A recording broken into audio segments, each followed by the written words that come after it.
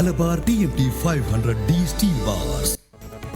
ഹൈക്കോടതി പരിസരത്ത് അഭിഭാഷകരുടെ അഴിഞ്ഞാട്ടം. മാധ്യമപ്രവർത്തകരെ ആക്രമിച്ചു, ക്യാമറകൾ തല്ലിത്തകർത്തു. വനിതാ മാധ്യമപ്രവർത്തകർക്ക് അസഭ്യവർഷം. പ്രകോപനം. മുൻ സർക്കാർ അഭിഭാഷകന്റെ പീഡന വാർത്ത റിപ്പോർട്ട് ചെയ്തത്. സുശീല ഭട്ടിനെ സർക്കാർ അഭിഭാഷകയായി നിലനിർത്തണമെന്ന VSന്റെ ആവശ്യം AG തള്ളി. ഒരു വ്യക്തി മാറിയാൽ കേസ് നടക്കില്ല എന്ന നിലപാടില്ല. സുശീലയെ നിലനിർത്തണം എന്ന നിലപാട് ആവർത്തിച്ചു VS. റവന്യൂ മന്ത്രിക്ക് കത്ത് നൽകി. ഉപദേഷ്ടാവ് വിവാദത്തിന് ശേഷം VS MK ദാമോദരൻ വാക്പോര്. ഐസ്ക്രീം കേസിലെ സുപ്രീം കോടതി വിധിക്ക് ശേഷം തനിക്കെതിരെ ചിലർ ഗൂഢാലോചന നടത്തിയെന്ന് ദാമോദരൻ. പുച്ഛിച്ച് VS. അങ്ങാടിയിൽ തോറ്റതിന് അമ്മയോട് വേണ്ട. അങ്ങാടിയിൽ തോറ്റതിന് അമ്മയോട് എന്നുള്ള നിലയിൽ ദാമോദരൻ എനിക്കെതിരെ ഏതൊക്കെ ചാബല്യങ്ങൾ പ്രകടിപ്പിച്ചതായി. പോലീസ് ഡ്രൈവർ മണിയൻ പിള്ളയുടെ വധത്തിൽ ആട് ആന്റണി കുറ്റക്കാരനെന്ന് കോടതി. കൊലപാതകം, തെളിവ് നശിപ്പിക്കൽ എന്നീ കുറ്റങ്ങൾ തെളിഞ്ഞു. ശിക്ഷ വെള്ളിയാഴ്ച. അപൂർവങ്ങളിൽ അപൂർവമായ കേസെന്ന് കൊല്ലം കോടതി. മലപ്പുറം കുറ്റിപ്പുറത്ത് കോളറ ബാധിച്ച ഒരാൾ കൂടി മരിച്ചു. സ്കൂൾ പ്രവേശനത്തിന് പ്രതിരോധ കുത്തിവയ്പ് നിർബന്ധമാക്കുമെന്ന് ആരോഗ്യമന്ത്രി. വാക്സിൻ വിരുദ്ധ പ്രചാരകർക്കെതിരെ നിയമ നടപടി. ഈ വിഷയത്തിൽ advocate Jaishankar, Shri C. Narayanan KUWJ സംസ്ഥാന president, Shri R. Gopakumar Ernakulam press club, Shri Thomas Abraham advocates അസോസിയേഷന്റെ മുൻ പ്രസിഡന്റ് എന്നിവരാണ് ചർച്ചയിൽ പങ്കെടുക്കുക. ആദ്യം അഡ്വക്കേറ്റ് ജയശങ്കർ, ഒരു സംഘം അഭിഭാഷകരാണ് ഇന്ന് എറണാകുളം നഗരത്തിൽ ഈ പേക്കൂത്തത്രയും കാണിച്ചത്. ഇവരെ കേരളത്തിലെ അഭിഭാഷക സമൂഹത്തിന്റെ ഒരു പരിച്ഛേദമായി എടുക്കാമോ? ഈ നാണക്കേട് സംസ്ഥാനത്തെ മുഴുവൻ അഭിഭാഷകർക്കും ഉള്ളതാണോ? അല്ല, സത്യത്തിൽ എനിക്ക് വലിയ അമ്പരപ്പാട് തോന്നുന്നത്. കാരണം ഹൈക്കോടതി അഭിഭാഷകർ ഒരിക്കലും അങ്ങനെ പ്രതിഷേധിക്കാറുണ്ടെങ്കിലും അത് അക്രമാസക്തമാകുന്ന ഒരു പാരമ്പര്യമില്ല. ഞാൻ 1989 ഹൈക്കോടതിയിൽ പ്രാക്ടീസ് തുടങ്ങിയ ആളാണ്. അന്നോട്ട് ഈ സ്ഥാപനത്തിൻ്റെ ഒരു ഭാഗമാണ്. ഈ മാധ്യമപ്രവർത്തകരൊക്കെ നമുക്ക് വളരെ സുപരിചിതരാണ്, നമുക്കൊക്കെ പ്രിയങ്കരരാണ്. ഉദാഹരണത്തിന് വളരെ കാലങ്ങളായിട്ട് ഞാൻ പ്രാക്ടീസ് തുടങ്ങുന്ന കാലത്ത് തന്നെ ഉണ്ട് G. ഷഹീദ്, മാതൃഭൂമിയിലേഖൻ, പിന്നെ റോസമ്മ ചാക്കോ, മലയാള മനോരമയുടെ ലേഖിക, മറ്റ് പലരും, കേരള കൗമുദിയുടെ ലേഖകൻ, ഇന്ത്യൻ എക്സ്പ്രസിൻ്റെ, ചിലരൊക്കെ അഭിഭാഷകർ തന്നെ മാധ്യമപ്രവർത്തകരായിട്ടുണ്ട്. ഉദാഹരണത്തിന് ദേശാഭിമാനി ലേഖകൻ താജുദ്ദീൻ അഭിഭാഷകനാണ്. ഏഷ്യാനെറ്റ് ന്യൂസിന് വേണ്ടി റിപ്പോർട്ട് ചെയ്യുന്ന നന്ദഗോപാൽ നമ്പ്യാർ, അദ്ദേഹം എൻ്റെ കൂടെ സർക്കാർ വക്കീൽ പോലും ആയിരുന്ന ആളാണ്. അങ്ങനെ മറ്റ് പലരും ഉണ്ട്. ശ്രീ KP തണ്ടപാടി ഒരു കാലത്ത് മലയാള മനോരമയുടെ ലേഖകനായിരുന്നു. അങ്ങനെ വലിയ പാരമ്പര്യമുള്ളവരാണ്. ഇവരൊക്കെ നമ്മുടെ വളരെ അടുത്ത സുഹൃത്തുക്കളാണ്. അങ്ങനെ ഇന്ന് വരെ ഒരു പ്രശ്നവും അഭിഭാഷകരും മാധ്യമപ്രവർത്തകരും തമ്മിൽ ഉണ്ടായിട്ടില്ല, ഉണ്ടാകാനുള്ള ഒരു സാഹചര്യം ഉണ്ടായിരുന്നില്ല. മാത്രമല്ല ഹൈക്കോടതി അഭിഭാഷകർ എൻ്റെ ഓർമ്മയിൽ 2 തവണയും തെരുവിൽ സമരം ഉണ്ടായിട്ടുള്ളൂ. ഒന്ന്, ഒരു അഭിഭാഷകൻ ഒരു റോഡ് അപകടത്തിൽ മരിച്ചപ്പോൾ ഇദ്ദേഹത്തിൻ്റെ സ്കൂട്ടർ ഒരു കുഴിയിൽ ചാടി രാത്രി ഇദ്ദേഹം തലയടിച്ച് വീണ് മരിക്കുകയത്. അന്ന് കൊച്ചി കോർപ്പറേഷൻ്റെ റോഡുകൾ നന്നാക്കാൻ വേണ്ടി ശ്രീ രാംകുമാറായിരുന്നു അഡ്വക്കേറ്റ്സ് അസോസിയേഷൻ പ്രസിഡന്റ്. മൗനജാഥ, വിലാപയാത്രയായിട്ട് നടത്തി, അതൊരു പ്രതിഷേധമായിരുന്നു. പിന്നീട് ശ്രീ ദാമോദരൻ, നമ്മുടെ ഇപ്പോഴത്തെ വിവാദ പുരുഷനായിരിക്കുന്നത് MK ദാമോദരൻ, അഡ്വക്കേറ്റ് ജനറലായിരിക്കുന്ന കാലത്ത് സിവിൽ നടപടി നിയമം ഭേദഗതിയെതിരായിട്ട് അന്ന് MG റോഡിലൊക്കെ പോയി ഞങ്ങൾ സമരിച്ച്. അത് രണ്ടും ഇല്ലാതെ ഹൈക്കോടതി അഭിഭാഷകർ തെരുവിലിറങ്ങിയ സംഭവമായിട്ടില്ല. മാത്രമല്ല ഇപ്പോൾ അടുത്ത കാലത്ത് നമ്മുടെ ചിറ്റൂര് ഒരു വക്കീലിൻ്റെ കോടതി റിമാൻഡ് ചെയ്തല്ലോ, പ്രതി ചാടിപ്പോയൊരു വക്കീൽ, അന്നൊക്കെ വലിയ പ്രതിഷേധം ഉണ്ടായി. പക്ഷേ അത് ഹൈക്കോടതിയുടെ വളപ്പിൽ ഒതുക്കിയത് ഞങ്ങൾ മെഴുതിരി എത്തിച്ചാണ് സമരിച്ചത്. ഞാനൊക്കെ ആ സമരത്തിൽ വളരെ സജീവമായിട്ട് പങ്കെടുത്ത ആളാണ്. ഞാൻ ഒരുമാതിരിപ്പെട്ട എല്ലാ സമരത്തിലും പങ്കെടുക്കുന്ന ആളാണ്. പക്ഷേ ഇങ്ങനെ ഒരു സമരം, ഇതുപോലെ അക്രമാസക്തമാകുന്ന ഒരു സംഭവം, അല്ലെങ്കിൽ ഇതുപോലെ ഇത്രയോ അഭിഭാഷകർ ക്ഷുഭിതരായി ഞാൻ കണ്ടിട്ടേ ഇല്ല. ഇതിപ്പോൾ കുറച്ച് പേരാണ് സമരം ചെയ്യുന്നത് എങ്കിൽ പോലും അവരെല്ലാവരും വളരെ വളരെ അജിറ്റേറ്റഡാണ്. ഒരാൾക്കും ഇത് സമചിത്തയോട് ഇത് നമ്മളോട് പറഞ്ഞ് മനസ്സിലാക്കാൻ പോലും സാധിക്കത്തില്ല. ഞാൻ ഈ പല ആൾക്കാരായിട്ട് സംസാരിച്ചു, അവർ പറയുന്നത് അവരുടെ അഭിപ്രായം കേട്ടോ. അപ്പോൾ ആ ഭാഗത്തുനിന്ന് വേറെ പ്രവർത്തകരാരും ഇല്ലാത്തതുകൊണ്ട് ഞാൻ തന്നെ ഇത് പറയേണ്ടതായിട്ടിരിക്കുക. ഇന്നലെ ഇതുമായി ബന്ധപ്പെട്ട് ഒരു ഡെക്കാൻ ക്രോണിക്കലിൻ്റെ ലേഖനോട് ഇവർ കയർത്ത് സംസാരിച്ചു, തെറ്റായ രീതിയിൽ വാർത്ത വന്നതിനെതിരായിട്ട്. അതിനുശേഷം മീഡിയ റൂമിൽ ചെന്ന് കശപിശ ഉണ്ടാക്കി. അത് കഴിഞ്ഞ് മാധ്യമപ്രവർത്തകർ ഹൈക്കോടതി വളപ്പിലേക്ക് ജാഥ നടത്തി. ഹൈക്കോടതി വളപ്പിലേക്ക് ആരും ജാഥ നടത്താറില്ല, ചേംബർ കോംപ്ലക്സിൻ്റെ മുമ്പിലേക്ക് ജാഥ നടത്തി. അവിടെ വെച്ച് കല്ലെറിഞ്ഞു, ഒരു യുവ അഭിഭാഷകൻ്റെ തല പൊട്ടി, അതൊക്കെയാണ് അവർ പറയുന്നത്. ഏതായാലും ഇന്ന് എപ്പോഴത്തേക്കും ഇത് കൈവിട്ടു പോകുന്ന ഒരു നിലയിലേക്ക് എത്തി എന്നുള്ളത് സത്യമാണ്. സത്യത്തിൽ ഈ കാര്യത്തിൽ എനിക്ക് പറയാനുള്ള ബഹുമാനപ്പെട്ട ചീഫ് ജസ്റ്റിസ് ഈ കാര്യത്തിൽ ശക്തമായ നിലപാട് എടുക്കണം. കാരണം എന്താ വെച്ചാൽ ഇത് മാധ്യമപ്രവർത്തകരും അഭിഭാഷകരും രണ്ടുപേരും നിലനിൽക്കുന്ന ആർക്ക് വേണ്ടിയിട്ടാണ്? ജനങ്ങൾക്ക് വേണ്ടിയിട്ടാണ് അല്ലേ? ജനങ്ങളുടെ അവകാശങ്ങൾ സംരക്ഷിക്കാൻ വേണ്ടി പൊരുതുന്ന ആളുകളാണ് അഭിഭാഷകർ. നിയമവും ഭരണഘടനയും ഒക്കെ പരിരക്ഷിക്കാൻ ബാധ്യസ്ഥരായ ആളുകളാണ്. അല്ലാണ്ട് തമിഴ്നാട് ഹൈക്കോടതിയിലെ പോലെ അല്ലെങ്കിൽ ഡൽഹിയിൽ BJP-കാർ ചെയ്ത പോലത്തെ അക്രമങ്ങളൊന്നും നമ്മുടെ നാട്ടിൽ പതിവില്ലാത്തതാണ്. കേരളത്തിൽ തന്നെ ഇല്ല, ഹൈക്കോടതിയിൽ ഒരിക്കലും ഇല്ല. അതെ, നമുക്ക് അതിന്റെ വിശദാംശങ്ങളിലേക്ക് വരണം. ശ്രീ R. ഗോപകുമാർ, ഇവിടെ സൂചിപ്പിക്കപ്പെട്ടതുപോലെ ഇന്നലെ പത്രപ്രവർത്തക യൂണിയൻ നടത്തിയ പ്രതിഷേധം അഭിഭാഷകർക്ക് നേരെയുള്ള അതിക്രമമായി മാറിയിരുന്നോ? കല്ലേറുണ്ടായിരുന്നോ? അവർ ഇന്നത്തെ അതിക്രമത്തിന് ന്യായമായി പറയുന്നത് ഇന്നലെ അവർക്ക് ബുദ്ധിമുട്ട് നേരിടുന്ന ചില സംഭവ വികാസങ്ങൾ ഉണ്ടായി എന്നാണ്. എന്താണ് ഇന്ന് സംഭവിച്ചത്, ഇന്നലെ സംഭവിച്ചത്?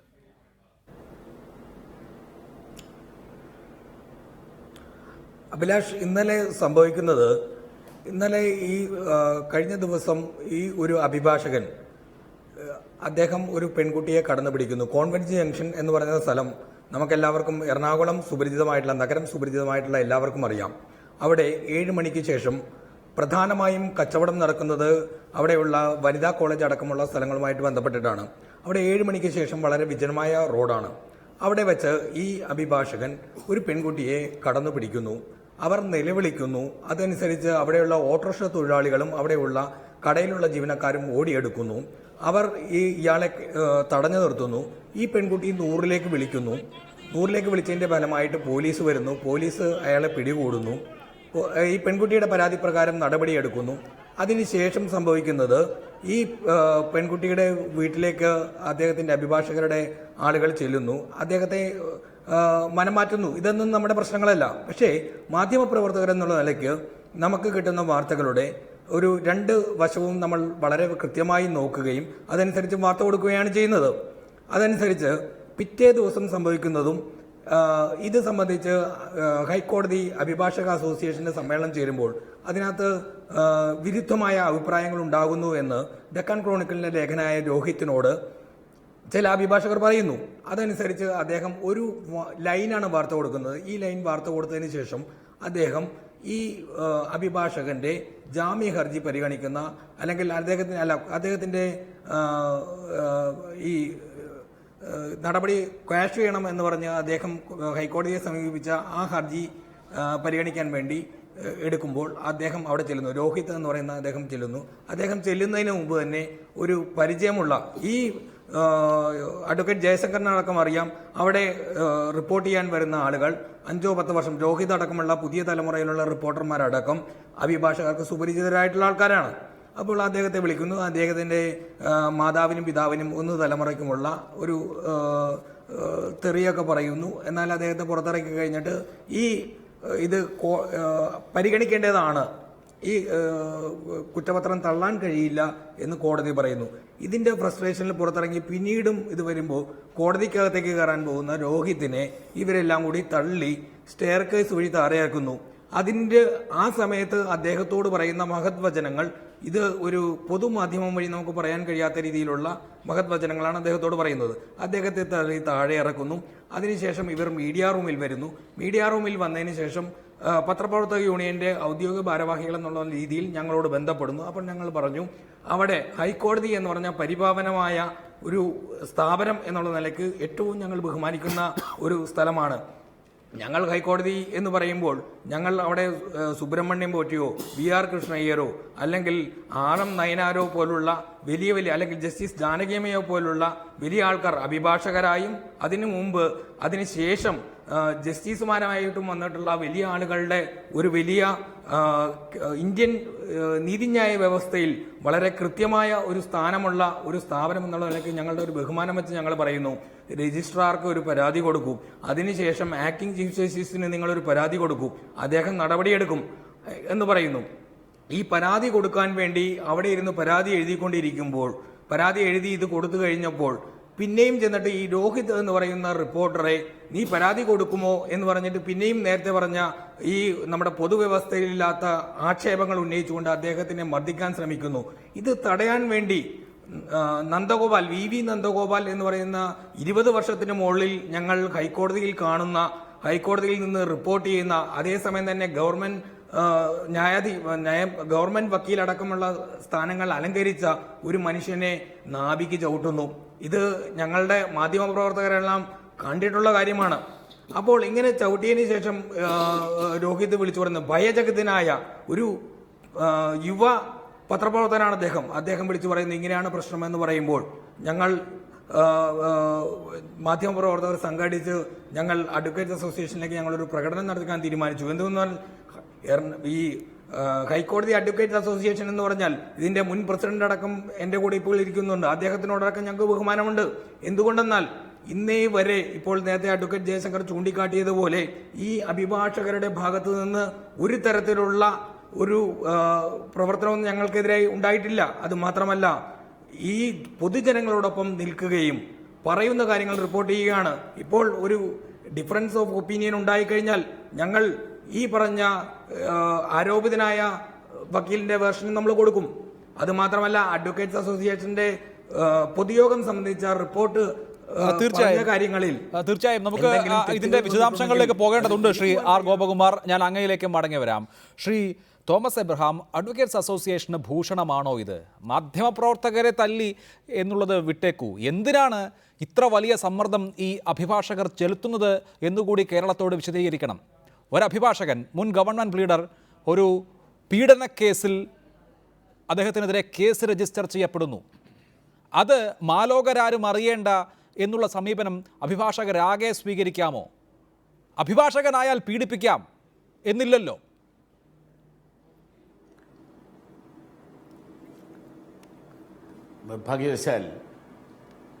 നിർഭാഗ്യവശാൽ ഈ വ്യാപകമായി നടക്കുന്ന കുപ്രചരണത്തിൻ്റെ ഭാഗമാണ് ഇപ്പോൾ വന്ന ഈ കമൻറ്റുമെന്ന് എനിക്ക് തോന്നുന്നു. ഈ ഇന്നലെയും ഇന്നുമുണ്ടായ സംഭവങ്ങൾക്ക് ഈ ധനേഷ് മാത്യു മാഞ്ഞൂരാൻ്റെ ഉൾപ്പെട്ട കേസുമായി യാതൊരു ബന്ധവുമില്ല എന്നുള്ളതാണ് സത്യം. ആ സംഭവം ഉണ്ടായതിന് ശേഷം സ്വാഭാവികമായി ബാർ അസോസിയേഷൻ്റെ യോഗം ചേർന്നു. അതിൽ പല രീതിയിലുള്ള അഭിപ്രായങ്ങൾ വന്നു. അത് കഴിഞ്ഞ് യുനാനിമസായി ഒരു ഡിസിഷൻ എടുത്തു. ആ ഡിസിഷൻ അനുസരിച്ച് ബാർ അസോസിയേഷൻ ആക്ട് ചെയ്യുമ്പോൾ, പരാതി എഴുതി കൊടുക്കുമ്പോൾ, നടപടികളെടുക്കുമ്പോൾ അതിനെപ്പറ്റി തെറ്റായ രീതിയിൽ ഒരു റിപ്പോർട്ട് ഒരു പത്രത്തിലോ വേറെ പത്രങ്ങളിലോ ഒക്കെ വന്നു എന്ന് പറഞ്ഞാൽ, ഒരു പത്രത്തിൽ മാത്രമല്ല വന്നത്, പലതിലും അഭിഭാഷകർ രണ്ട് തട്ടിൽ എന്നുള്ള നിലയിലുള്ള ഒരു വ്യാഖ്യാനവും വിശദീകരണവും നടത്താനുള്ള ശ്രമമുണ്ടായി. അത് വൈകാരികമായി ഹൈക്കോടതി ബാർ അസോസിയേഷൻ മെമ്പർമാരായ ആളുകൾക്കെല്ലാം വിഷമമുണ്ടാക്കുന്നതാണ്.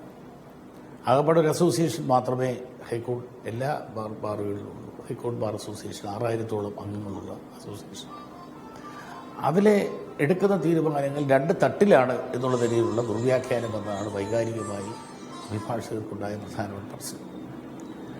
ധനേഷ് മാത്യു മാഞ്ഞൂരാരുമായി ബന്ധപ്പെട്ട ഗവൺമെൻറ് ലീഡറുമായി ബന്ധപ്പെട്ടുണ്ടായ കേസിൻ്റെ അതിൻ്റെ ശരി തെറ്റുകളിലേക്കൊന്നും കടക്കാൻ അഭിഭാഷകർ പൊതുവിൽ ബാർ അസോസിയേഷൻ ഇപ്പോൾ തയ്യാറല്ല. കാരണം അത് സംബന്ധിച്ചൊരു കേസ് ഹൈക്കോടതിയിലുണ്ട്, അത് പരിഗണനയിലുള്ള ട്രയൽ കോർട്ടിൽ കേസുണ്ട്. അതുമാത്രമല്ല, അതുമായി ബന്ധപ്പെട്ട എന്തെങ്കിലും എക്സസസ് പോലീസിൻ്റെ ഭാഗത്തുണ്ടായി എന്ന് ഉണ്ടായ അഭിപ്രായങ്ങൾക്ക് ഇന്ന് രാവിലെ സമ്പൂർണ്ണമായി പരിഹാരമുണ്ടായതാണ്.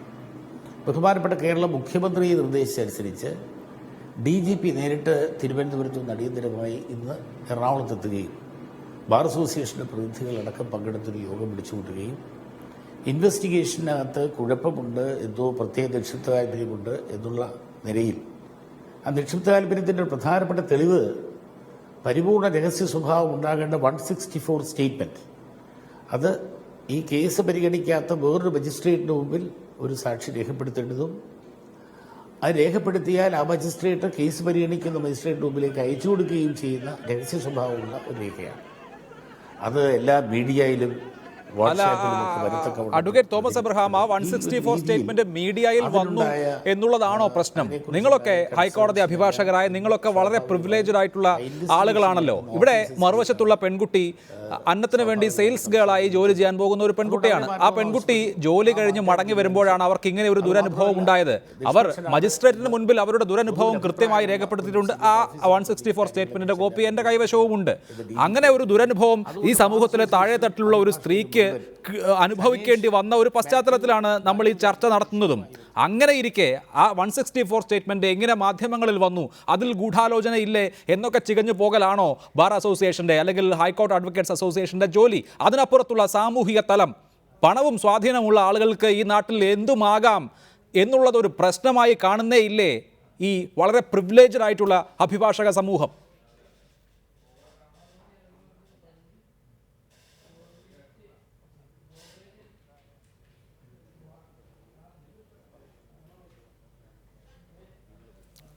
അദ്ദേഹത്തിന് കേൾക്കാൻ സാധിച്ചില്ല എന്ന് ഞാൻ കരുതുന്നു.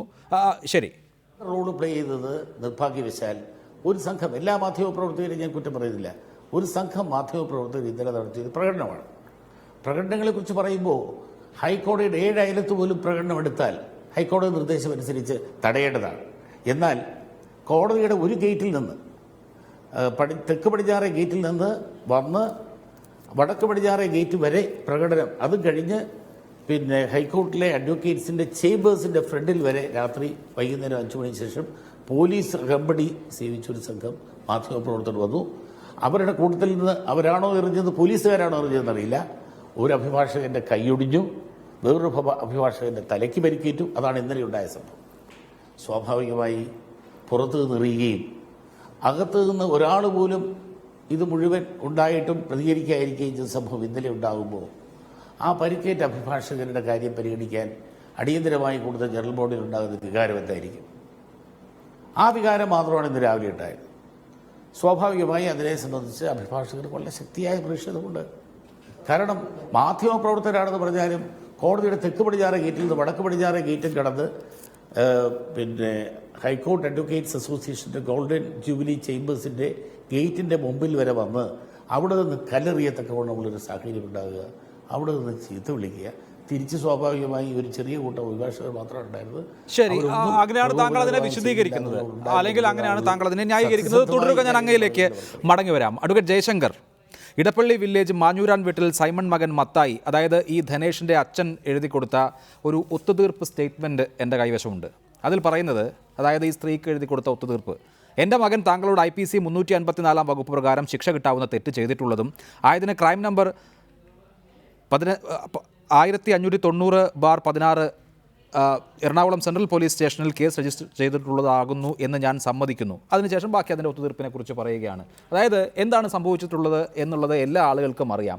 ഇങ്ങനെയൊക്കെയുള്ള ഹൈക്കോടതിയിൽ മുൻ പ്ലീഡർമാരായിട്ടുള്ളവരോ അല്ലെങ്കിൽ സ്വാധീനമുള്ളവരോ ആയ ആളുകൾ ചെയ്യുന്ന തെറ്റുകൾക്കൊക്കെ കുട പിടിച്ചു കൊടുക്കേണ്ട, അല്ലെങ്കിൽ അതിനെ സംരക്ഷിച്ചു കൊടുക്കേണ്ട എന്ത് ബാധ്യതയാണ് മറ്റ് അഭിഭാഷകർക്കുള്ളത്? അങ്ങനെ യാതൊരു ബാധ്യതയില്ല. അങ്ങനെ ഒരു കാര്യത്തിന് ഒരു കാരണവശാലും ഞങ്ങളാരും കൂട്ടുകയുമില്ല. ഞാനൊരു കാര്യം പറയും. ഇന്നലെ ഞാൻ തൃശ്ശൂർ കേസിന് പോയായിരുന്നു. ഞാൻ ആലുവ റെയിൽവേ സ്റ്റേഷനിൽ നിന്ന് തീവണ്ടിയിൽ കയറിയ സമയത്താണ് ഹൈക്കോർട്ട് അഡ്വക്കേറ്റ്സ് അസോസിയേഷൻ്റെ ഒരു SMS, ഹൈക്കോർട്ടിലെ എല്ലാ കാര്യങ്ങളും SMS വഴിയാണ്, ഈ വിഷയവുമായി ബന്ധപ്പെട്ട് പോലീസ് സ്റ്റേഷൻ മാർച്ച് നടത്താൻ പോകുന്നു, സഹകരിക്കുക എന്നുള്ള മെസ്സേജ്. ഞാൻ ആ മെസ്സേജ് കിട്ടി ഇമ്മീഡിയറ്റായിട്ട് ചെയ്തതെന്ന് വെച്ചാൽ ഞങ്ങളുടെ സംഘടനയുണ്ട്, ഞങ്ങളുടെ വക്കീൽമാരുടെ സംഘടനയുണ്ട്, ഇന്ത്യൻ അസോസിയേഷൻ. അതിൻ്റെ ഹൈക്കോർട്ട് യൂണിറ്റ് സെക്രട്ടറിക്ക് ഞാനൊരു മെസ്സേജ് അയച്ചു, നമ്മുടെ സംഘടനയിൽപ്പെട്ട ഒരാളും ഈ പോലീസ് സ്റ്റേഷൻ മാർച്ചിൽ പങ്കെടുക്കാൻ പാടില്ല.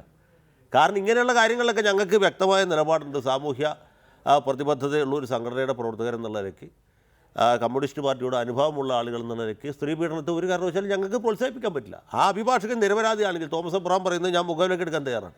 അത് കോടതിയിലാണ് തെളിയിക്കേണ്ടത്. അല്ലാതെ പോലീസ് സ്റ്റേഷൻ മാർച്ച് നടത്തിയോ പോലീസുകാരെ ഭീഷണിപ്പെടുത്തിയോ മറ്റു തരത്തിലുള്ള നടപടികളിലൂടെ ഒന്നും നമുക്കത് നീതീകരിക്കാൻ സാധിക്കുകയില്ല. അദ്ദേഹം നിരപരാധി ആയിരിക്കാം, നിരപരാധി ആകട്ടെ എന്നാണ് നമ്മുടെയൊക്കെ ആഗ്രഹം. പക്ഷേ അത് കോടതിയിലാണ് തെളിയിക്കേണ്ടത്. അല്ലാതെ പോലീസുകാരെ സമ്മർദ്ദത്തിലാക്കിയോ ഭീഷണിപ്പെടുത്തിയോ. പോലീസ് സ്റ്റേഷനിലേക്ക് അഡ്വക്കേറ്റ്സ് അസോസിയേഷൻ മാർച്ച് നടത്തിയ തോമസ് എബ്രഹാം അഡ്വക്കേറ്റ്സ് അസോസിയേഷൻ്റെ പ്രസിഡൻ്റായിരുന്ന ആളാണല്ലോ. അദ്ദേഹം പ്രസിഡൻ്റായിരുന്നപ്പോഴാണല്ലോ ഈ നമ്മുടെ കൃഷ്ണദാസ് എന്ന് പറഞ്ഞ ഹരിദാസ് എന്ന് പറഞ്ഞ ചെറുപ്പക്കാരനെ ചിറ്റൂർ മജിസ്ട്രേറ്റ് കോടതിയിൽ മജിസ്ട്രേറ്റ് NV രാജു, പിൽക്കാലത്ത് കുപ്രസിദ്ധനായി തീർന്ന NV രാജു റിമാൻഡ് ചെയ്തത്. തോമസ് എബ്രഹാം ഏത് രീതിയിലാണ് പ്രതികരിച്ചത്? നമ്മളൊക്കെ ഒരുമിച്ചാണ് സമരം ചെയ്തത്. ഞാൻ തോമസ് എബ്രഹാം തോളോട് തോൾ ചേർന്ന് നിന്നാണ് സമരം ചെയ്തത്. സമരം ഹൈക്കോടതിയുടെ വളപ്പിൽ ഒതുങ്ങി നിന്നു. നമ്മൾ ഏതെങ്കിലും പോലീസ് സ്റ്റേഷനിലേക്കോ മജിസ്ട്രേറ്റ് കോടതിയിലേക്കോ മാർച്ച് നടത്തിയോ? ഇല്ല. നമ്മൾ ഹൈക്കോടതിയുടെ മുറ്റത്ത് മെഴുതിരി എത്തിച്ചല്ലേ തോമസ് എബ്രഹാം അന്ന് പ്രതിഷേധിച്ചത്? അല്ലെങ്കിൽ അല്ലാന്ന് പറയൂ. ഞാനിവിടെ നിന്നിട്ട് നിങ്ങളെ വെല്ലുവിളിക്കുകയാണ്, നിങ്ങൾ ധൈര്യമായിട്ട് പറയൂ. അങ്ങനെയാണ് നമ്മൾ പ്രതികരിച്ചത്. നമ്മൾ ചീഫ് ജസ്റ്റിസിനെ കരിങ്കൊടി കാണിച്ചാണോ പ്രതികരിച്ചത്? അങ്ങനെയല്ലേ പ്രതികരിക്കേണ്ടത്? അങ്ങനെയാണെങ്കിൽ അതൊക്കെ പ്രതികരിക്കുന്നതിന് ചില രീതികളുണ്ട്. കോടതിയിലെ പരിഗണനയിലേക്കുന്ന വിഷയത്തെക്കുറിച്ച് അഭിപ്രായം പറയുന്നത് ശരിയല്ല. ഞാൻ ആ ഭാഗത്തേക്ക് പോകുന്നില്ല. ഇവിടെ ഇങ്ങനെയൊക്കെയുള്ള പ്രതികരണങ്ങൾ അഭിഭാഷകർ പരമാവധി ഒഴിവാക്കണം. ഹൈക്കോടതി അഭിഭാഷകർക്ക് ഈ നാട്ടിലൊരു നല്ല വിലയുണ്ട്. അത് നമ്മളായിട്ട് ഇല്ലാതാക്കരുത് എന്നാണ് എൻ്റെ വിനീതമായ അഭിപ്രായം. ശ്രീ തോമസ് എബ്രഹാം, അതുമാത്രമല്ല, ഇന്ന് മാധ്യമപ്രവർത്തകർ കോടതി റിപ്പോർട്ട് ചെയ്യാനായി കോടതിക്ക് അകത്തെത്തിയ ശേഷം സംഭവിച്ചിട്ടുള്ള കാര്യങ്ങൾ, മീഡിയ റൂം പൂട്ടുകയാണ് ഉണ്ടായത് എന്ന് മാത്രമല്ല, അവിടുത്തെ വനിതാ മാധ്യമപ്രവർത്തകർ കേൾക്കേണ്ടി വന്ന അസഭ്യങ്ങളുടെ ഒരു നിലവാരം, ശാരീരികമായി വൈഷമ്യമുള്ള ആളുകളെ പോലും ലിഫ്റ്റിൽ കയറാൻ അനുവദിക്കാതെ 4 നില പുറകെ നടന്ന് കൂവി ഇറക്കി വിടുകയാണ് ഉണ്ടായത്.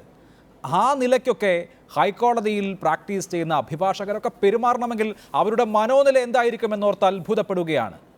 എന്തുകൊണ്ടാണ് ഇങ്ങനെയൊക്കെ സംഭവിക്കുന്നത്? ഹൈക്കോടതിയുടെ ഒരു ഗേറ്റിൽ നിന്ന് മറ്റൊരു ഗേറ്റിലേക്ക് പ്രകടനം നടത്തി എന്ന വൈകാരിക തള്ളിച്ചയിൽ ഉണ്ടാകുമോ ഇത്? അതിനപ്പുറത്തുള്ള സ്ഥാപിത താല്പര്യങ്ങൾ ഇക്കാര്യത്തിൽ എന്തുകൊണ്ട് കേരളം സംശയിച്ചുകൂടാ?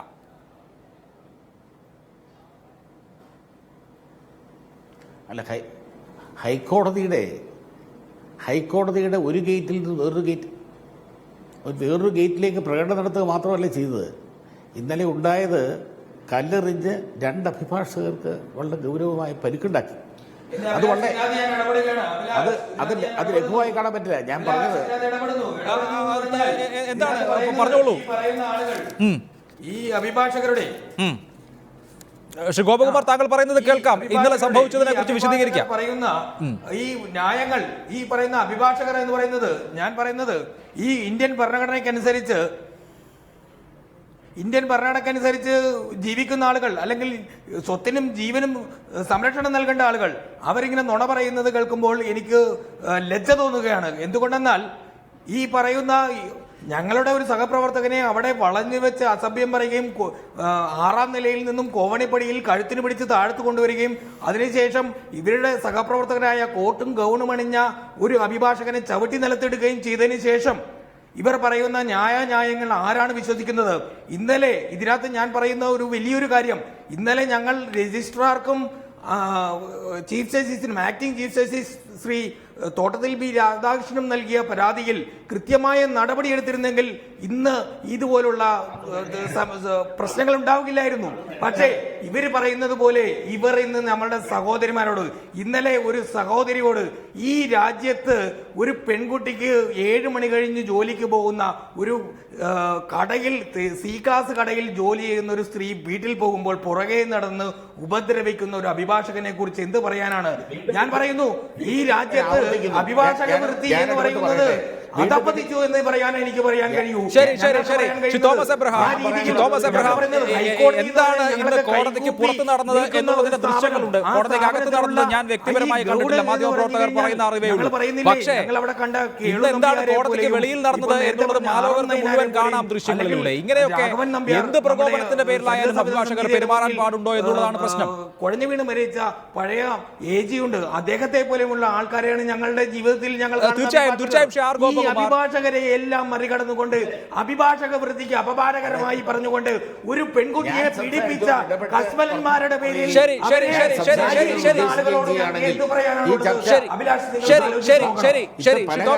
മാധ്യമങ്ങൾക്ക് തമസ്കരിക്കാൻ കഴിയുന്ന പോലെ ഈ ചർച്ചയിൽ വസ്തുതകൾ പുറത്തു വരുന്നതാണ് ആഗ്രഹിക്കുന്നതെങ്കിൽ പറയാനില്ല. ഇന്നലെ 2 പേര് ഏറിൽ പരിക്കേറ്റു എന്നുള്ളത് വസ്തുതയല്ലേ? അവിടെ പ്രകടനങ്ങൾ നിരോധിച്ച സ്ഥലമല്ലേ? പിന്നെ ജയശങ്കർ പറഞ്ഞ പോലെ ഞാൻ പ്രസിഡന്റായിരുന്ന കാലത്ത് പ്രകടനം നടന്നിട്ടുണ്ടോ? ആ പ്രകടനം മെഴുകുതിരി കത്തിച്ച് ശാന്തമായി ആ കോറിഡോറിലൂടെ നടന്ന് അങ്ങനെ അഭിഭാഷകനെ അറസ്റ്റ് ചെയ്ത് ജയിലിലടച്ചു, പ്രതി ഓടിപ്പോയി എന്നുള്ളതിൻ്റെ പേരിൽ ചെയ്തതിനെതിരെ ചെയ്യാൻ കഴിയുന്ന ഏറ്റവും ശാന്തമായ 100 കണക്കിന് അഭിഭാഷകർ പങ്കെടുത്ത ഒരു പ്രതിഷേധമാണ്.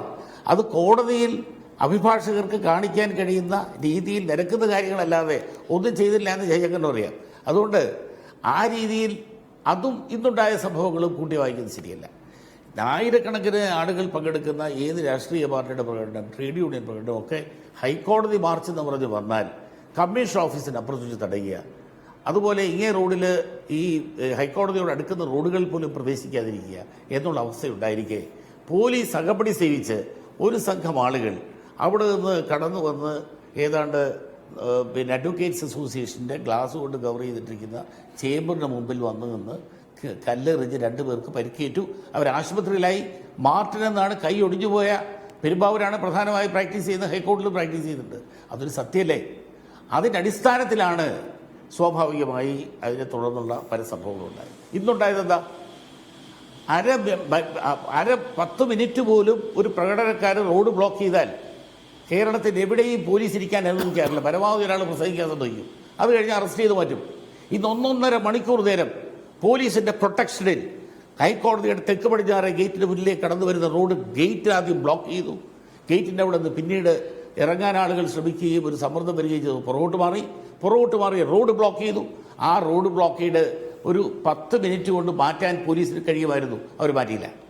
അതിന് കാരണം പ്രധാനമായി ഞാൻ കാണുന്നത് DGP ഇന്നുണ്ടാക്കിയ പുതിയ ധാരണയനുസരിച്ച് ഈ പ്രാദേശിക ഇൻവെസ്റ്റിഗേഷൻ്റെ ചുമതല മാറ്റുകയും അതിൽ കുറച്ച് ക്ഷീണം വരികയും ചെയ്ത് മേക്കപ്പ് ചെയ്യാനുണ്ടായ ഒരു കൊളൂഷനാണ് ഇന്നവിടെ ഉണ്ടായത്. അതാണ് താങ്കളുടെ ആരോപണം. ശ്രീ സി നാരായണൻ KUWJ അദ്ദേഹം കോഴിക്കോട് വന്ന് ശ്രീ സി നാരായണൻ, മാധ്യമ പ്രവർത്തകർ അവരവരുടെ മാധ്യമങ്ങളിലൂടെ പറഞ്ഞ കാര്യങ്ങൾ തെറ്റാണ് എന്ന് വരുന്ന ഒരു ഘട്ടത്തിൽ മാധ്യമ പ്രവർത്തകർ അവരുടെ ദേഷ്യം തീർത്തതാണ് എന്നുള്ളതാണ് ഇക്കാര്യത്തിൽ ഹൈക്കോർട്ട്സ് അഡ്വക്കേറ്റ്സ് അസോസിയേഷന് പറയാനുള്ള കാര്യങ്ങളുടെ ആകെത്തുക എന്ന് ഞാൻ മനസ്സിലാക്കുന്നു. എന്താണ് താങ്കളുടെ മറുപടി?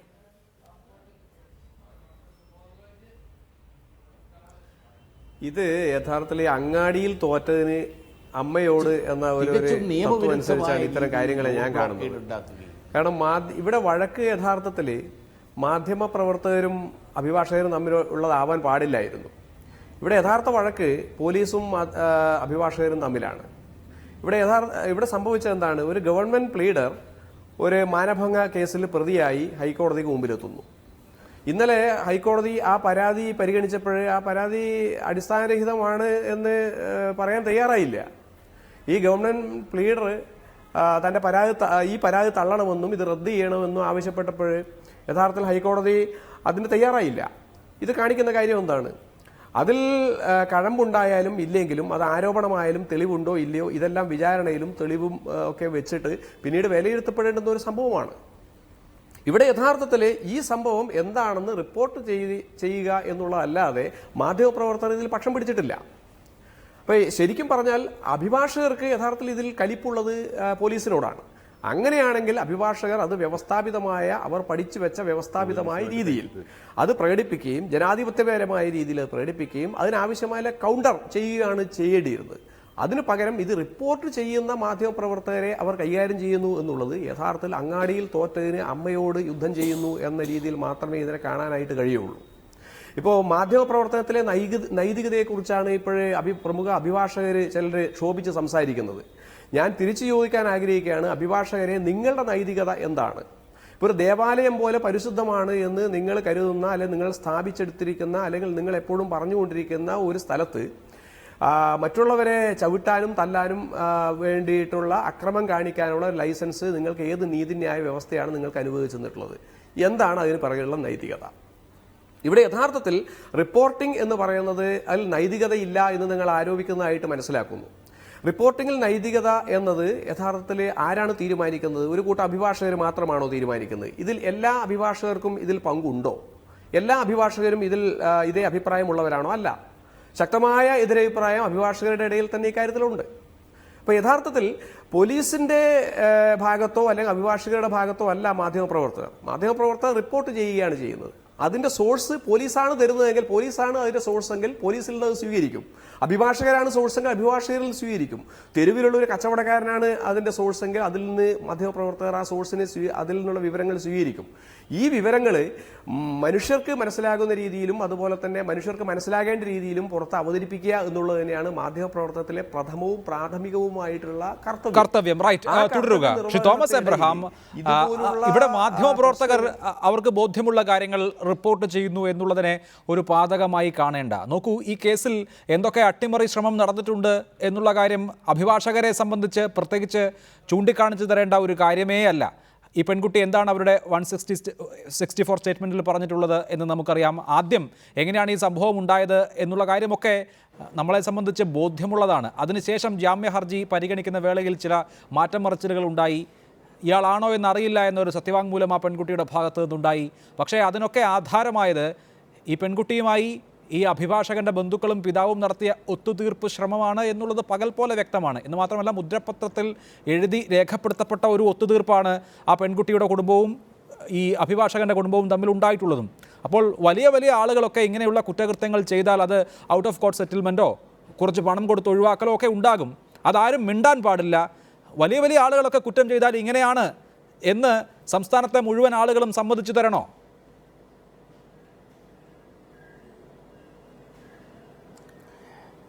എനിക്ക് ഇതിനെക്കുറിച്ച് ആദ്യം പറഞ്ഞത് തന്നെയാണ് വീണ്ടും പറയാനുള്ളത്.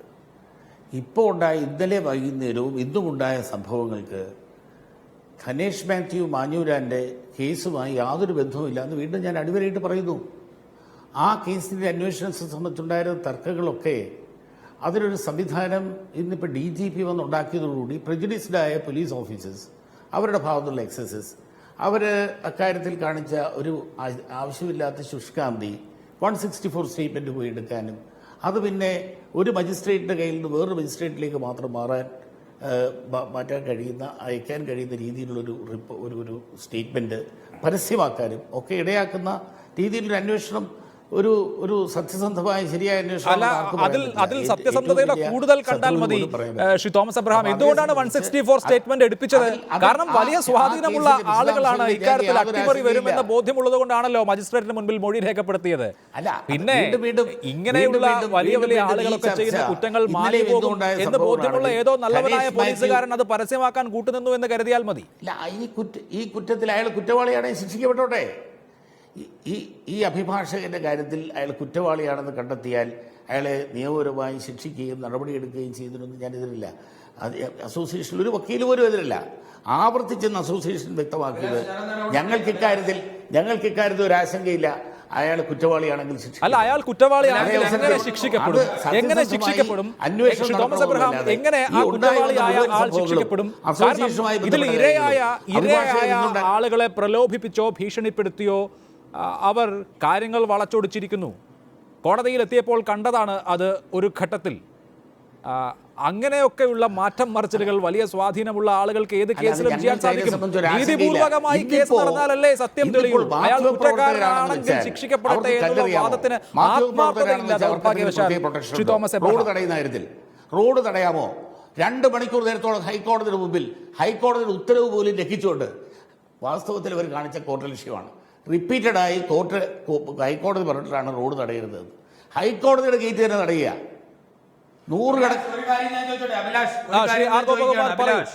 എനിക്കൊരു കാര്യം പറയാനുണ്ട്. ഈ പറയുന്ന അഡ്വക്കേറ്റ്സ് അസോസിയേഷന്റെ മുൻ പ്രസിഡന്റ് പറയുമ്പോൾ സ്ത്രീകളടക്കമുള്ള ഒരു 2 കാലുകൾ കൊണ്ട് നടക്കാൻ കഴിയാത്ത എന്റെ ഒരു സഹപ്രവർത്തക, ഒരു വന്ധ്യയായിട്ടുള്ള എന്റെ സഹപ്രവർത്തകയെ, അഭിലാഷ്, ഞാൻ പറയുകയാണ്, എന്റെ ഒരു വന്ധ്യയായ സഹപ്രവർത്തകയെ അവിടെ തടഞ്ഞു വെച്ചു.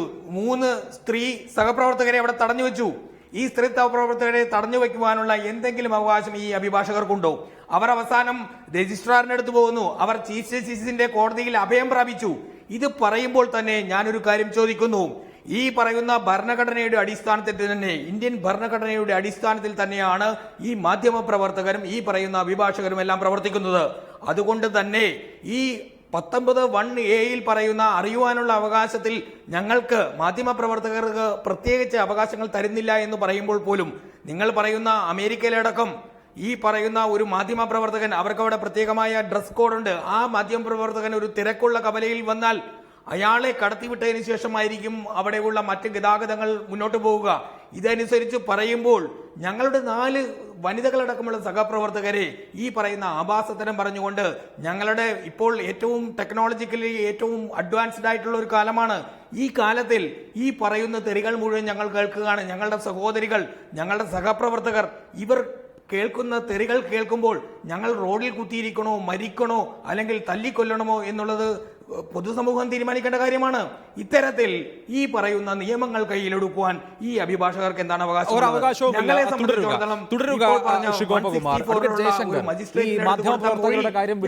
അവർ ചോദിക്കാനും പറയാനും ഒക്കെ ആളുകളാണല്ലോ.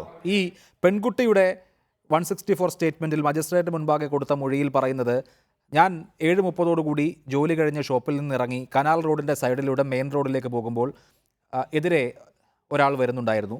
ഇയാൾക്ക് കടന്നു പോകാൻ വേണ്ടി ഞാൻ വഴി മാറിക്കൊടുക്കുകയാണ് ഉണ്ടായത്. പക്ഷേ അയാൾ കടന്നു വന്ന വഴി എങ്ങനെ ഉപദ്രവിച്ചു എന്ന് പിന്നീട് വിശദീകരിക്കുന്നുണ്ട്. ഇങ്ങനെ ഒരു സംഭവമാണ് പിന്നീട് ചില അട്ടിമറികൾക്കൊക്കെ വിധേയമാകുന്നത്. സമൂഹത്തിൽ ഏതെങ്കിലും നിലയ്ക്കൊക്കെ സ്വാധീനമുള്ള ആളുകൾ ചെയ്യുന്ന കുറ്റകൃത്യങ്ങളൊക്കെ ഇങ്ങനെയൊക്കെ മാഞ്ഞു പോകേണ്ടതാണോ? ആരെങ്കിലും ചോദിച്ചാൽ അതാണ് കുറ്റം. അല്ല, അതിപ്പോൾ സ്വാഭാവികമായിട്ടുള്ള കാര്യമുള്ളൂ. ഇവിടെ പണവും സ്വാധീനമുള്ള ആളുകൾക്ക് ഒരു നിയമവും സാധാരണക്കാർക്ക് വേറെ നിയമവും എന്നുള്ളത് പ്രസിദ്ധമായിട്ടുള്ള കാര്യമാണ്. ഇപ്പോൾ കുപ്രസിദ്ധമായ സൂര്യനെല്ലി കേസിന് നമുക്കറിയാം 41 പ്രതികളുണ്ടായിരുന്നു. ഒരാളെ പിടികിട്ടിയില്ല. ബാക്കി 40 പേര് ട്രയൽ ഫേസ് ചെയ്തു. 40 പേരിൽ ഏതാണ്ട് 35 പേരെ വിചാരണ കോടതി ശിക്ഷിച്ചു. ഏതാണ്ട് അതിൽ 1-2 പേരെ വെച്ച് ബാക്കിയുള്ളവരൊക്കെ ഹൈക്കോടതി ശിക്ഷിച്ചു. ആ സമീപകാലത്ത് എല്ലാത്തിനും ആധാരമായത് പെൺകുട്ടിയുടെ മൊഴിയാണ്. പെൺകുട്ടിയുടെ മൊഴി വിചാരണ കോടതി വിശ്വസിച്ചു, ഹൈക്കോടതി വിശ്വസിച്ചു. ഒരാൾക്ക് മാത്രം അത് ബാധകമായില്ല, അത് പി ജെ കുര്യനാണ്. എന്തുകൊണ്ടാണ്? പി ജെ കുര്യൻ കേന്ദ്രമന്ത്രിയായിരുന്നു. ഇടതുപക്ഷം ഭരിക്കുമ്പോഴാണ് എൻ്റെ തോമസ് എബ്രഹാമിൻ്റെയൊക്കെ പാർട്ടികൾ കേരള സംസ്ഥാനം ഭരിക്കുമ്പോഴാണ് ഈ അട്ടിമറി നടന്നത്. പി ജെ കുര്യൻ കോൺഗ്രസ്സുകാരനാണ്. ഇല്ലേ? ആ അട്ടിമറിക്ക് ചുക്കാൻ പിടിച്ച ആളാണ് ഇന്നലെ നമ്മുടെ താഴെ വീട് പോയ നമ്മുടെ ചങ്ങാതി ആര് ദേവോപദേഷ്ട. അദ്ദേഹമാണ് ഇന്നിപ്പോൾ വി എസ് അച്യുതാനന്ദനെതിരെ ആരോടും ഉന്നയിക്കും. ഒന്ന് ആലോചിച്ച് നോക്കി, എത്ര കഷ്ടമാണ്. വി എസ് അച്യുതാനന്ദനെതിരെ ഇദ്ദേഹം ആരോടും ഉന്നയിക്കാന്ന് വെച്ചാൽ അതിൻ്റെ അവസ്ഥ എന്താണ്? ഈ പി ജെ കുര്യനെ ഒഴിവാക്കിയതാണ്. പി കെ കുഞ്ഞാലിക്കുട്ടി അങ്ങനെ ഒഴിവായത്. കുഞ്ഞാലിക്കുട്ടിയിൽ ഇഷ്ടംപോലെ പണമുണ്ടായിരുന്നു. കുഞ്ഞാലിക്കുട്ടി ഒരു പ്രധാനപ്പെട്ട സമുദായത്തെ പ്രതികരിക്കുന്ന പാർട്ടിയുടെ നേതാവാണ്. കുഞ്ഞാലിക്കുട്ടിക്ക് ഒരു നിയമം, ബാക്കി 40 പ്രതികൾക്ക് ഒരു നിയമം, പി ജെ കുര്യന് വേറെ നിയമമായത് എങ്ങനെയാണ്? സിബി മാത്യു എന്ന് പറഞ്ഞാൽ പിടിച്ചാൽ പിടികിട്ടാത്ത ഒരു വലിയ പോലീസ് ഉദ്യോഗസ്ഥനാണ് ഈ കേസ് അന്വേഷിച്ചത്. ഇല്ലേ? സിബി മാത്യുവിന് പോലും തോന്നി പി ജെ കുര്യൻ നിഷ്കളങ്കരാണ്, ബാക്കി എലൈറ്റ് ദേവസ്യ അല്ലെങ്കിൽ ധർമ്മരാജൻ, ബാക്കി ചാണപ്പൊളി കക്ഷികളൊക്കെ കുറ്റക്കാരാണ്, അവരൊക്കെ കോടതി ശിക്ഷിച്ചു, അവരൊക്കെ വിചാരണ നേരിട്ടു. പി ജെ കുര്യൻ്റെ കാര്യത്തിൽ ഒരു ടെസ്റ്റ് ഐഡൻറ്റിഫിക്കേഷൻ പറയുന്നത് പോലും നടത്തിയില്ല. എന്താ കാരണം? പി ജെ കുര്യനാണ്, വലിയ ആളാണ്. അദ്ദേഹം ഇപ്പോൾ രാജ്യസഭയിലെ അധ്യക്ഷനായിട്ടിരിക്കുകയാണ്. ഒന്ന് ആലോചിച്ച് നോക്കൂ. ഇവിടെ വലിയ ജിഷയുടെ കൊലപാതകം അടക്കമുള്ള വിഷയങ്ങളൊക്കെ ചർച്ച ചെയ്യുമ്പോൾ വൃദ്ധ കരണ്ട് അല്ലെങ്കിൽ സീതാറാം യെച്ചൂരിയൊക്കെ സാർ എന്ന് വിളിച്ച് ഈ ആഭാസനെയാണ് അഭിസംബോധന ചെയ്തതെന്ന് ആലോചിച്ച് നോക്കി. അതിൽ വല്ലതൊന്നുമല്ലല്ലോ ഇത്, അല്ലേ? തോമസ് എബ്രഹാം എന്ന് പറയുന്നു ഈ ആഭാസൻ ഒരു പെൺകുട്ടിയെ 2 പ്രാവശ്യം ബലാത്സംഗം ചെയ്ത ആഭാസനാണ് ഈ സൂര്യനെല്ലി കുര്യൻ. അയാൾ രാജ്യസഭയുടെ ഉപാധ്യക്ഷനായിട്ടിരിക്കുകയാണ്. എന്നിട്ട് വിചാരണ, എന്നിട്ട് ആളുകൾ പരാതി പറയുകയാണ്. എന്താ കാര്യങ്ങൾ പറയാനുള്ള കാര്യങ്ങൾ പറഞ്ഞേ പറ്റൂ എന്നുള്ള തീരുമാനമുണ്ടെന്നുണ്ടെങ്കിൽ അത് ഇതുമായി ബന്ധമില്ലാത്ത വിഷയങ്ങളിലേക്കൊന്നും കിടക്കുന്നില്ല. ഞാൻ മറുപടി പറയുന്നത് ചില കാര്യങ്ങൾ പറഞ്ഞേ അവസാനിപ്പിക്കൂ എന്നുള്ള കാര്യത്തിൽ തീരുമാനമുള്ള ആളാണ്. അക്കാര്യത്തിലേക്കൊന്നും ഞാൻ കിടക്കുന്നില്ല. അത് മാത്രമല്ല, തോമസ് എബ്രഹാം ആഗ്രഹിക്കുന്നില്ല. ഞാൻ മനസ്സിലായിട്ടുണ്ടെന്നുണ്ടെങ്കിൽ അത് ജയശങ്കറും ഞാനും അടങ്ങുന്ന ഫോറത്തിൽ നമുക്ക് ചർച്ച ചെയ്യുകയും പരിഹരിക്കുകയും ചെയ്യേണ്ടതാണ്. അതേ അവസരത്തിൽ ഈ ഇന്നലെ വൈകുന്നേരം 2 മണിക്കൂർ നേരം ആ കവാടം ഉപരോധിക്കുന്നു എന്ന് പ്രഖ്യാപിച്ചുകൊണ്ട് ഉപരോധിച്ചതിന്റെ ന്യായം എന്താ? നാരായണൻ, ഹൈക്കോടതിയുടെ കവാടം ഉപരോധിക്കുക, റോഡ് തടസ്സപ്പെടുത്തുക തുടങ്ങിയ കാര്യങ്ങൾ ചെയ്യാനുള്ള എന്ത് അവകാശമുണ്ട് പത്രപ്രവർത്തകർക്ക്? സാധാരണ മറ്റേതെങ്കിലും ഒരു സംഘടനയാണ് അത്തരത്തിൽ റോഡ് ഉപരോധിച്ചത് എങ്കിൽ, ഹൈക്കോടതി ജംഗ്ഷന് മുൻപിലുള്ള റോഡ് എറണാകുളത്തെ സംബന്ധിച്ച് അങ്ങേയറ്റം തിരക്കുള്ള റോഡാണ്, എത്ര വലിയ ഗതാഗത കുരുക്കുണ്ടാകും എന്നറിയാമല്ലോ. മറ്റാരെങ്കിലും ആയിരുന്നുവെങ്കിൽ പോലീസ് പെട്ടെന്ന് നീക്കം ചെയ്തേനെ. മാധ്യമപ്രവർത്തകരായതുകൊണ്ട് അങ്ങനെ റോഡും തടഞ്ഞു, ഹൈക്കോടതിയുടെ ഗേറ്റും തടഞ്ഞു. ഇതൊക്കെ ഒരു സാധാരണ പൗരനെ സംബന്ധിച്ച് അയാളുടെ മൗലികാവകാശം ലംഘിക്കുന്ന തരത്തിലുള്ള ഒരു കുറ്റകൃത്യമല്ലേ എന്നാണ് ചോദിക്കുന്നത് അഭിഭാഷക സമൂഹം. ശരിയല്ലേ? ഞാൻ തിരിച്ചൊരു കാര്യം ചോദിക്കാൻ ആഗ്രഹിക്കുന്നത്, ഈ അഭിഭാഷക സമൂഹം എങ്ങനെയാണ് ഹൈക്കോടതി വളപ്പിൽ ഇത്തരത്തിലുള്ള ഒരു അഴിഞ്ഞാട്ടം നടത്തുന്നത്? അതിന് ഏത് നൈതികതയാണ് അല്ലെങ്കിൽ ഏത് നിയമമാണ് അനുവദിക്കുന്നത്? ഇപ്പോൾ ഹൈക്കോടതി അഭിഭാഷകരാവട്ടെ, ഏത് കോടതിയിലുള്ള അഭിഭാഷകരാവട്ടെ, അവർ ക്വാളിഫൈഡ് ആയിട്ട് അതിൻ്റെ ബിരുദം നേടി പുറത്തിറങ്ങുമ്പോൾ എടുക്കുന്നൊരു പ്രതിജ്ഞയുണ്ട്. ആ പ്രതിജ്ഞയുടെ അന്തസത്ത അവർ യഥാർത്ഥത്തിൽ ഹൈക്കോടതിയിൽ ഇന്നലെയും ഇന്നും ഈ 2 ദിവസങ്ങളായി പാലിച്ചിട്ടുണ്ടോ? അപ്പോൾ ഇത് പാലിക്കാതെ ഇരിക്കുകയും ഏറ്റവും വലിയ നീതിന്യായ വ്യവസ്ഥയുടെ പരമോന്നത കേന്ദ്രം എന്ന് പറയാവുന്ന ഒരു ഹൈക്കോടതി വളപ്പിൽ അതിന് ഒരു തരത്തിലും നിയമപരമായി അനുവദിച്ചിട്ടില്ലാത്ത, മാധ്യമപ്രവർത്തകർക്ക് മാത്രമല്ല അവിടെ നിയന്ത്രണം, പല കാര്യങ്ങൾക്ക് നിയന്ത്രണമുണ്ട്. അപ്പോൾ അങ്ങനെ നിയന്ത്രണമുള്ള ഒരു സ്ഥലത്ത് അത് ഏറ്റവും കൂടുതൽ പാലിക്കാനായിട്ട് ബാധ്യസ്ഥരായിട്ടുള്ള അവിടുത്തെ അഭിഭാഷക സമൂഹത്തിലെ കുറച്ച് ആളുകൾ, എല്ലാവരും ആണെന്ന് ഞാൻ പറയുന്നില്ല, കുറച്ച് ആളുകൾ അത് പരസ്യമായി ലംഘിക്കുകയും വലിയ രീതിയിൽ അക്രമ പ്രവർത്തനങ്ങൾ കാണിക്കുന്നതിനെ മറച്ചു വെച്ചിട്ട് അത് ശരിയാണ് എന്ന് വരുത്താനായിട്ട് ശ്രമിക്കുകയും അത് ന്യായമാണ്, ഞങ്ങളെ പ്രകോപിപ്പിച്ചതാണ്. ആരാണ് പ്രകോപിപ്പിച്ചത്? പോലീസാണ് പ്രകോപിപ്പിച്ചത്. എന്തുകൊണ്ട് അവർ പോലീസിനെതിരെ തിരിഞ്ഞില്ല? അങ്ങനെയാണെങ്കിൽ പോലീസിനെതിരെ തിരിയേണ്ടതായിരുന്നു. അങ്ങനെ തിരിയുന്നതിന് പകരം പാവപ്പെട്ട മാധ്യമപ്രവർത്തകരെ തല്ലിച്ചതക്കാനും അതുപോലെ തന്നെ പിടിച്ച് വലിച്ചിഴക്കാനും അസഭ്യം പറയാനും, ഈ അസഭ്യം പറയുന്നതെല്ലാം വലിയ തരത്തിലുള്ള ക്രിമിനൽ കുറ്റമാണ്, സ്ത്രീകളോട് അസഭ്യം പറയുന്നത് വലിയ തരത്തിലുള്ള ക്രിമിനൽ കുറ്റമാണ് എന്ന് കൃത്യമായും അറിയാവുന്ന അഭിഭാഷകർ തന്നെയാണ് ഇതേ കാര്യം ചെയ്യുന്നത്. ഇതെല്ലാം ചെയ്തതിന് ശേഷം ഇതിലുള്ള സ്വാഭാവികമായ പ്രതിഷേധം എന്ന നിലയിൽ ഈ ഹൈക്കോടതിയുടെ ഗേറ്റിന് പുറത്ത് അഭിഭാഷകരോടോ അല്ലെങ്കിൽ ഈ വ്യവസ്ഥയോടോ തന്നെയുള്ള ഒരു പ്രതിഷേധം പ്രകടിപ്പിക്കാവുന്ന നിലയിൽ കാണിക്കുന്ന അല്ലെങ്കിൽ മാധ്യമപ്രവർത്തകർ കൂട്ടം കൂടി ഇരുന്ന് നടത്തിയിട്ടുള്ള ഒരു ഉപരോധം, ഒരു താൽക്കാലികമായ ഒരു പ്രതിഷേധ പരിപാടിയാണോ ഏറ്റവും വലിയ കുറ്റകൃത്യം? അതോ ഈ ഹൈക്കോടതി വളപ്പിനകത്ത് മാധ്യമപ്രവർത്തകരെ അവർക്കെതിരെ അഴിഞ്ഞാടിയ ഈ അഭിഭാഷകരായിട്ടുള്ള കുറച്ച് ക്രിമിനലുകൾ കാണിച്ചിട്ടുള്ള കാര്യമാണോ ഏറ്റവും വലിയ കുറ്റകൃത്യം എന്ന് ആദ്യം നമ്മളൊന്ന് ആലോചിക്കണം. റിപ്പോർട്ട് ചെയ്യാനെത്തിയിട്ടുള്ള തീർച്ചയായും ശ്രീ തോമസ് എബ്രഹാം ഒരു വനിതയോട് ലൈംഗിക ചുവയുള്ള ഭാഷയിൽ അസഭ്യ വാക്കുകൾ പറഞ്ഞാൽ IPC ഏത് വകുപ്പ് ചേർത്ത് കേസെടുക്കാമെന്ന് താങ്കൾക്ക് അറിയാമല്ലോ. ഹൈക്കോടതിയുടെ അകത്ത് വെച്ച് ഈ സംഭാഷണമാണ് വനിതകൾക്ക്, മാധ്യമപ്രവർത്തകരാകേണ്ടി വന്ന വനിതകൾക്ക് നേരിടേണ്ടി വരുന്നത് എങ്കിൽ ഈ അഭിഭാഷകരുടെ നിയമബോധം എത്ര എന്നുകൂടി നമ്മളൊന്ന് ആലോചിക്കേണ്ടി വരില്ലേ?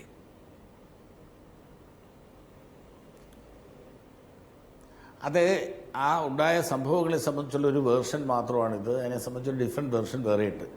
ഞാനിന്നിപ്പോൾ എല്ലാവരും കാണുന്നത്, ഇവിടെ കാണിച്ചുകൊണ്ടിരിക്കുന്നതായ രംഗം അഭിഭാഷകരുടെ എണ്ണത്തിൻ്റെ ഒരു 10-1 പോലും ഉണ്ടായിരുന്നില്ല ഈ അവിടെ ഉണ്ടായിരുന്ന മാധ്യമപ്രവർത്തകർ. അതെ, അഭിഭാഷകർ അത്ര വലിയ ക്രിമിനലുകളായിരുന്നെങ്കിൽ, അവരുടെ ഭാഗത്ത് അത്ര വലിയ അതിക്രമം ഉണ്ടായിരുന്നെങ്കിൽ ഒരു മാധ്യമപ്രവർത്തകൻ പോലും തല്ലുകൊള്ളാതെ അവിടെ നിന്ന് പോകാൻ പോകുന്നില്ല. പക്ഷേ ആരുടെയും ഒരു തുള്ളി ചോര പോലും അവിടെ വീഴില്ല. മറിച്ച് ചോര ഒലിപ്പിച്ച് നമ്മൾ കണ്ടത് അഭിഭാഷകരെയാണ്. ആ ചുണ്ട് പൊട്ടി കണ്ട ഒരു ചെറുപ്പക്കാരനായ അഭിഭാഷകനെ ഒരൊറ്റ നിമിഷം ഒന്ന് ഇടപെട്ടോട്ടെ ശ്രീ തോമസ് എബ്രഹാം. എങ്ങനെയാണ് ചുണ്ടുപൊട്ടിയത്?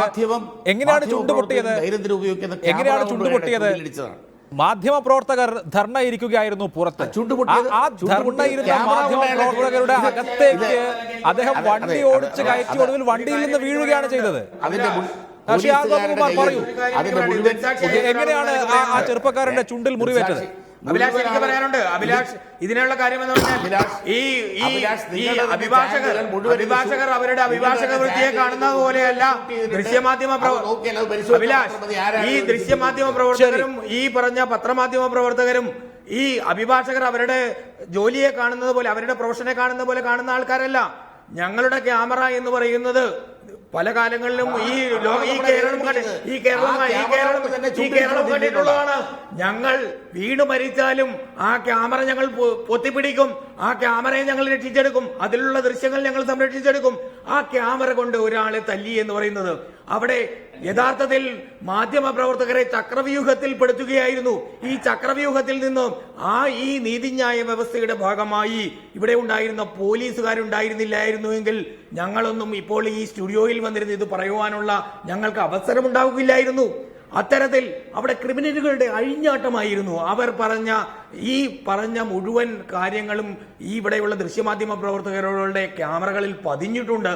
ഇതൊക്കെ പറയുന്നത് ആരോടാണ്? ഇപ്പോൾ ഈ കമ്മ്യൂണിക്കേഷൻ രംഗം ഇത്രയധികം വളർന്ന രംഗത്ത് ഇത് പറഞ്ഞ് ഒരു കറുത്ത തുണി കൊണ്ട് പടം ഇട്ട് കഴിഞ്ഞാൽ ലോകം മുഴുവൻ മറഞ്ഞുപോയി എന്ന് പറയുന്നത് വളരെ കഷ്ടമല്ലേ?